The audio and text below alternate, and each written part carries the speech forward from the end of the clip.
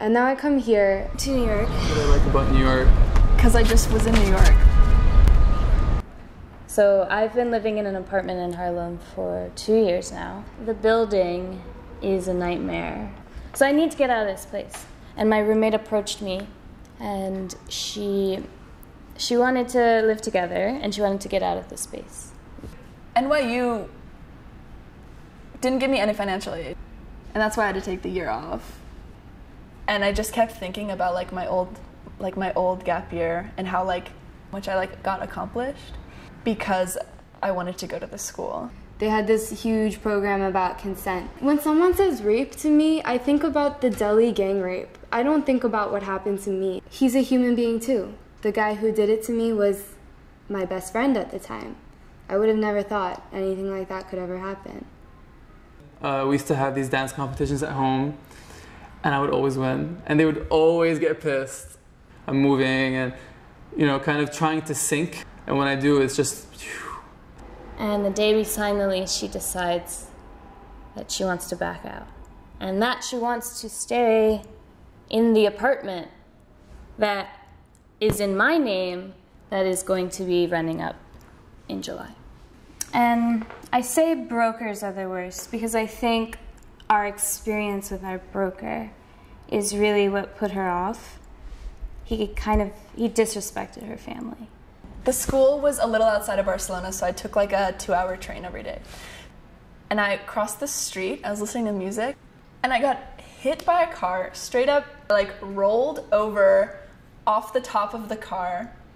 The woman who drove the car picked me up and started kissing me on my face. And she was like, "You're okay, you're okay." She picked me up, put me in her car, just please take me to school. Because that day we had a shoot, an 8-hour shoot, that I was the assistant director on.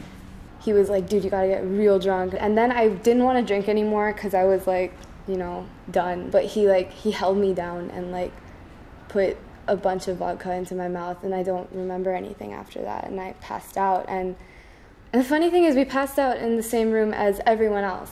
All my friends were there. Because I moved from Saudi Arabia to London to here, in each of those places, one thing that stayed the same is my dancing. It's changed in each place, but at the heart of it, it's remained the same.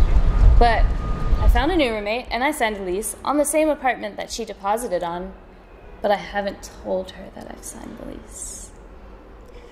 I mean, that was me then, right? And then I come here, and I have no motivation because I didn't know I wasn't receiving any financial aid until I was done with my first year. And so I still owe them so much money. To blame me was kind of stupid because I know it's not my fault.